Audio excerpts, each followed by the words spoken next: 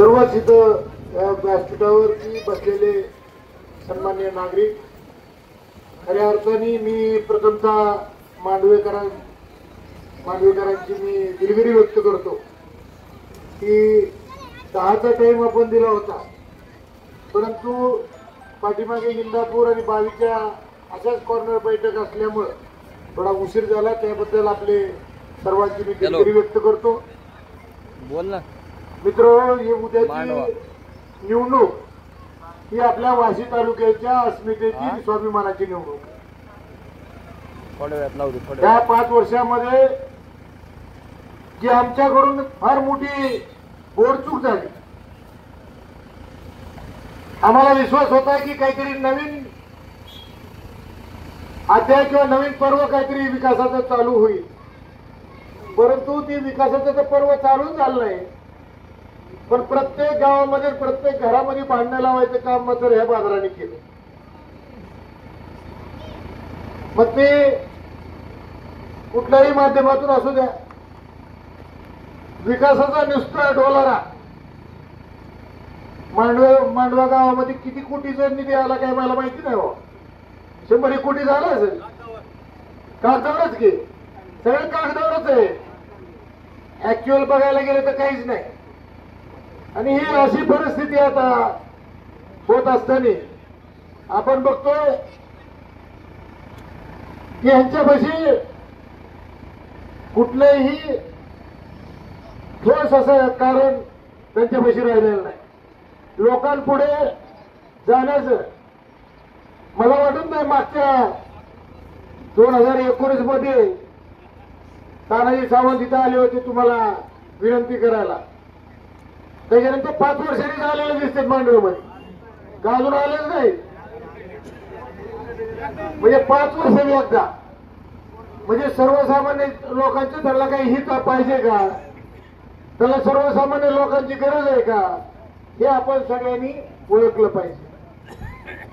त्याला भेटायचं म्हणलं तर पुण्याला, नाही तर कारखान्यावर। अरे बाबा, तुला निवडून आम्ही दिलंय, तू आमच्या घरापर्यंत ये ना, तू आमच्या गावात आला पाहिजे, तू आमच्या सुखदुःखात सहभागी झाला पाहिजे। ही अशी कुठलीही गोष्ट त्या तानाजी सावंतनी केलेली नाही। त्याच्यामुळे ती आता वैयक्तिक टीकेवरती आणि वैयक्तिक गोष्टीवरती तो उतरलेला, बिनबुडाचे आरोप करणं, कारण त्याच्यावर दुसरं काही राहिलेलंच नाही। प्रत्येक गावामध्ये 1, 2, 4 बांडगुळ सांभाळलेत, त्याला काही ठाऊकपत्ता नाही, त्याला काही लोकांचं देणं घेणं नाही, कुठल्या समाजाचं देणं घेणं नाही, काही घेणं देणं नाही। स्वतःची घरं सांभाळायची, स्वतःची घरं भरायची।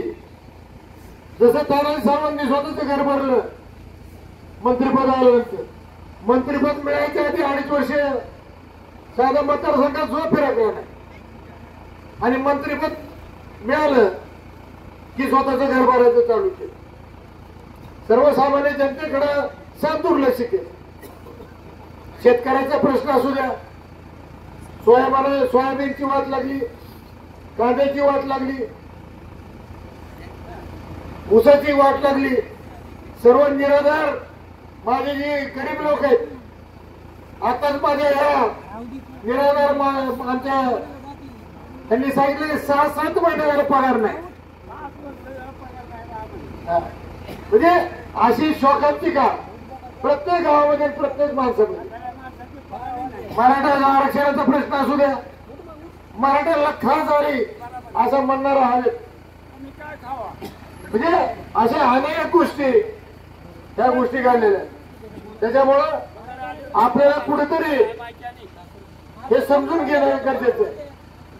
त्या सरकारने जे काही मोठे मोठे प्रकल्प आपल्या महाराष्ट्रामध्ये येणार होते, पुण्यामध्ये येणार असतील, संभाजीनगरला येणार असतील, औरंगाबादला येणार असतील, हे प्रकल्प गुजरातला नेले। म्हणजे 2-3-4 लाख लोकांना, माझ्या युवक मित्रांना नोकरी लागणार होती, ती नोकरी सुद्धा या बाजारांनी गुजरातला नेऊन टाकली। अशा अनेक गोष्टी या लोकांनी केलेल्या आहेत। आणि म्हणून येत्या 20 तारखेला आपल्या सर्व सुजन मतदार बंधू भगिनींना, सर्व जाती धर्माच्या लोकांना मी आपल्याला विनंती करतोय की येत्या 20 तारखेला आपण राहुल भैया मोठ्यांचे हात बळकट करण्यासाठी त्यांचं जे चिन्ह आहे तुतारी, याच्या पुढचं बटन दाबून आपण त्याला भरघोस मताने निवडून द्यावं अशी मी आपल्याला कळकळीची विनंती करतो आणि माझे 2 शब्द संपवितो. परंतु जाता एवढंच सांगेल की बाबासाहेबांनी सांगितलं की बरेच आमच्या सुनील आप्पा असताना बरेच विकासाचा निधी बायांनी इथं मांडवेकरांना दिला, परंतु जी उर्वरित राहिलेले आपलं महाराष्ट्राचं जे कुलदैवत आहे आई तुळजाभवानी, त्या देवीचं मंदिराचं काम बाकी आहे. अजून बरेचसे काही गोष्टी, मारुतीचं मंदिराचं काम बाकी आहे. ह्या सर्व जी काही राहिलेली काम आहेत, भैयाला मी विनंती करणार आहे की मांडव्यामधून आता यांनी आपल्याला रॅली नेली नाही. मी गेलो गावामध्ये फिरतोय, मुतारा एकच आहे, रस्ता मुतारा दिसतच नाही. त्याच्यामुळं प्राधान्याने तालुक्यामध्ये जर रस्त्याचे नाल्याचे जर काम कुठे करायचे असतील तर ते आपल्याला मांडवा गावात करावं लागतील. ते आपल्याला इथं करणं गरजेचं आहे आणि तो नक्कीच तो विकास भैयाच्या माध्यमातून आपण करूयात. एवढीच महाविकास आघाडीच्या माध्यमातून इथं भूममधून आमचे विलास शाहू महाराज, त्यांचे सर्व काँग्रेसचे आमचे जुने सहकारी इथं आलेले. महाविकास आघाडीच्या माध्यमातून माननीय पक्षप्रमुख उद्धवजी ठाकरे साहेबांच्या नेतृत्वाखाली आपण 12 तारखेला प्रवेश केला आणि शरदचंद्रजी पवार साहेबांच्या नेतृत्वाखाली, उद्धव साहेबांच्या नेतृत्वाखाली, राहुल गांधी साहेबांच्या नेतृत्वाखाली त्या महाविकास आघाडीच्या माध्यमातून शेतकऱ्याला, दीनदुबळ्यांना, अल्पसंख्याकाला सर्वांना न्याय देण्याचं काम आपण सर्वजण करूया. आणि आता 20 तारखेला राहुल भैयांचे जे चिन्ह आहे तुतारी, याच्या समोरचं बटन दाबून आपण त्यांना भरघोस मताने निवडून द्यावं अशी मी तुम्हाला कळकळीची विनंती करतो आणि माझे 2 शब्द संपवितो. जय हिंद, जय महाराष्ट्र.